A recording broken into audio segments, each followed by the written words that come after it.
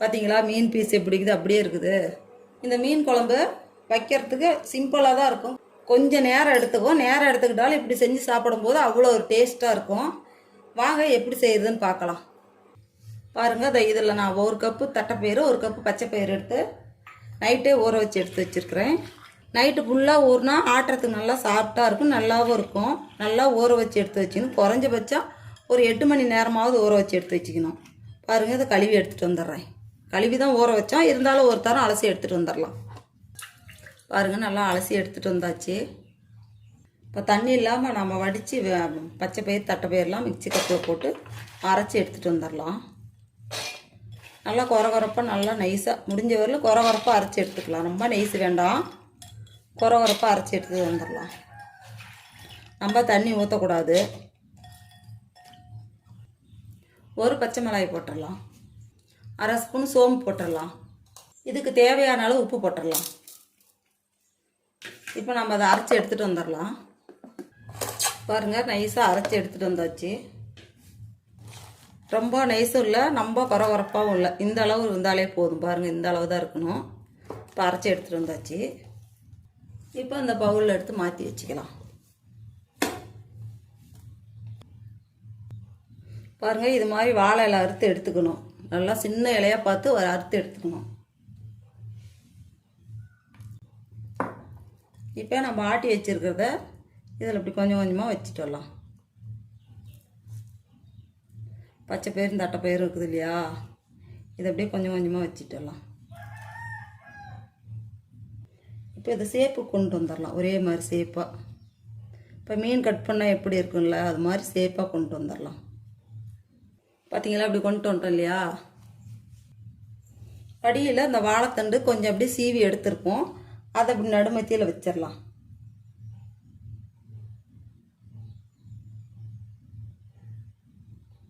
இது வைக்கும்போது நம்ம மீன் முள் இருக்கும் இல்லைங்களா, அப்படியே தண்டு அது போலவே இருக்கும். இதை எடுக்கும்போது இதை இப்படியே வச்சு இப்படி மடக்கி ஒரு நூல் போட்டு கட்டிடலாம். இப்போ ஒரு நூல் போட்டு நம்ம கட்டி எடுத்துக்கலாம். பாருங்கள், இப்படி மடக்கி வச்சு ஒரு 2 இடத்துல 3 இடத்துல நூல் போட்டு நம்ம கட்டி எடுத்து வச்சுக்கணும். இது போலவே எல்லாம் கட்டி எடுத்து வச்சுக்கலாம். பாருங்கள், இது போலவே நீட்டாக எல்லாம் கட்டி எடுத்து வச்சுக்கலாம். நான் பாருங்கள் இப்படி வச்சு தண்ணி நல்லா சூடாகட்டும். இப்போ நாம் வச்சு வேவிக்கிறது எப்படின்னு காட்டுறேன். பாருங்கள், தண்ணி சூடாயிருச்சு. இப்போ நம்ம இதை வச்சுக்கலாம். பார்த்தீங்களா, அது கரெக்டாக இருக்குது. இப்போ இந்த தலைவலையும் கட் பண்ணி எடுத்து வச்சிடணும். இப்படியே மூடி வைக்கலாம். ஒரு 10 நிமிஷம் வேகட்டும்.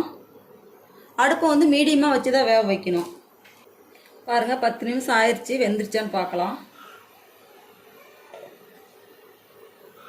பாருங்கள், அது அங்கங்கே எல்லாம் வெந்து வந்துருச்சு. வெந்துருச்சு.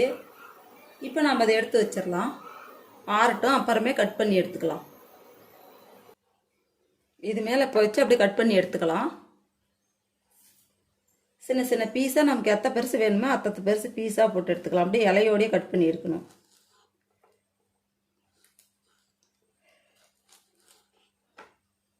பாருங்கள், நல்லா வெந்து வந்துருச்சு.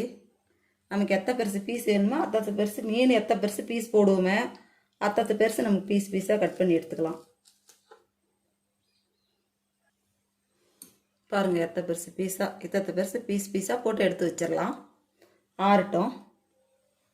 இப்போ நம்ம ஒரு 50 எண்ணெய் விட்டுக்கலாம்.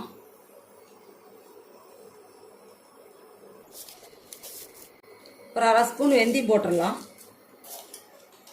பொரிட்டு இப்படியே 1/4 ஸ்பூன் சோம்பு போட்டுடலாம். பாருங்கள், எல்லாம் பொரிஞ்சு வந்துருச்சு. வெந்தயம் சோம்பு எல்லாம் பொரிஞ்சு வந்துச்சு, நல்லா வாசம் வருது. இப்போ ஒரு கைப்பிடி சின்ன வெங்காயம் போட்டுடலாம். அப்படியே முழுசாவே போட்டுடலாம். பெரிய வெங்காயம் ஒரு வெங்காயம் கட் பண்ணி வச்சுருக்கிறேன், அதையும் இதில் போட்டுடலாம். இப்போ சின்னதாக தான் சின்ன பல்லாக இருக்குது. ஒரு 15 பல்லு பூண்டு இதில் போட்டுக்கலாம். வெங்காயம் நல்லா வதங்கட்டும். வாசத்துக்காக 2 பச்சை மிளகாய் போட்டுடலாம்.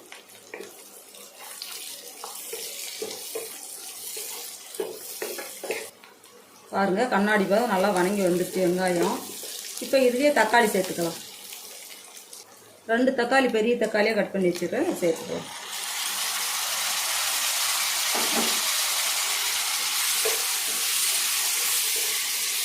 எல்லாம் நல்லா வதங்கி வரட்டும். வெங்காயம் தக்காளி எல்லாம் நல்லா மசிஞ்சு நல்லா வதங்கி வரணும். அந்த அளவுக்கு வதக்கி எடுத்துக்கலாம். இப்போ இது கல் உப்பு போட்டுடலாம். நல்லா வதங்கட்டும். அப்படியே மூடி வைக்கலாம். பாருங்கள் தக்காளியெல்லாம் நல்லா வதங்கி வந்துடுச்சு. எண்ணெயெல்லாம் அப்படியே பிரிஞ்சு வரும் பாருங்கள். அந்த அளவுக்கு நல்லா வதங்கி வந்துடுச்சு. இப்போ 2 ஸ்பூன் மல்லித்தூள் போட்டுக்கலாம். ஜீரகத்தூள் 4 ஸ்பூன் போட்டுக்கலாம். ஜீரகத்தூள், மிளகுத்தூள் 4 ஸ்பூன் போட்டுக்கலாம். தேவையான அளவு மஞ்சத்தூள் போட்டுக்கலாம். காரம் தேவையான அளவு போட்டுக்கலாம். ஏன்னா பச்சை மிளகாய் போட்டுருக்கு, மிளகுத்தூள் போட்டுருக்கு, காரம் அதிகமாக இருக்கும். அதனால் கொஞ்சம் காரம் கம்மியாக போட்டுக்கலாம். தேவைப்பட்டால் போட்டுக்கலாம். நான் காரம் கம்மியாக தான் சேர்க்குறேன். நீங்கள் வேணுன்னா கொஞ்சம் அதிகமாக கூட சேர்த்துக்கலாம். இதெல்லாம் சேர்த்து நல்லா கலந்து விடலாம்.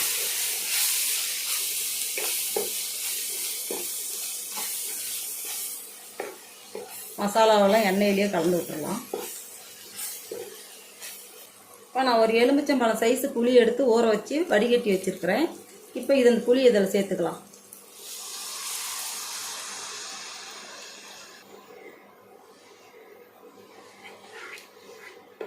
இப்போ இதில் இன்னும் கொஞ்சம் தண்ணி சேர்த்துக்கலாம்.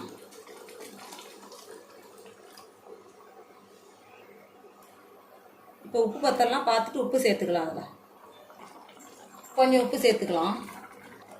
நல்லா எண்ணெய் பிரிஞ்சு வர அளவு வெந்து வரட்டும் குழம்பு. இப்போ நாம் அதை அப்படியே மூடி வைக்கலாம். மூடி வச்சு ஒரு 5 நிமிஷம் விடலாம். பாருங்கள் நாம் கட் பண்ணி வச்சுக்கிற மீன் பீஸ் எல்லாம் இப்போ இதில் இருக்கிற இலையெல்லாம் நீக்கி எடுத்து வச்சிடலாம். பாருங்கள் குழம்பு நல்லா வெந்து எண்ணெயெல்லாம் பிரிஞ்சு வந்துடுச்சு. நல்லா வெந்து வந்துடுச்சு. வாசம் சூப்பராக இருக்குது. பாருங்க சுத்தமாக எண்ணெயெல்லாம் பிரிஞ்சு வந்துருச்சு. நல்லா வெந்து வந்துருச்சு. இப்போ நம்ம பீஸ் எல்லாம் இதில் சேர்த்துக்கலாம்.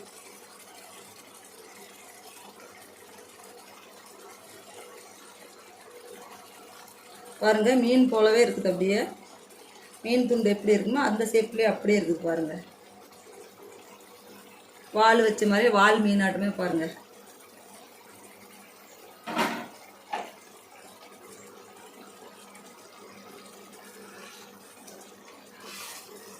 எல்லாம் சேர்த்து அப்படியே கலந்து விடலாம். உடஞ்சி போயிடுங்களாம் பயந்துக்கு தேவையில்லை. உடையவே உடையாது.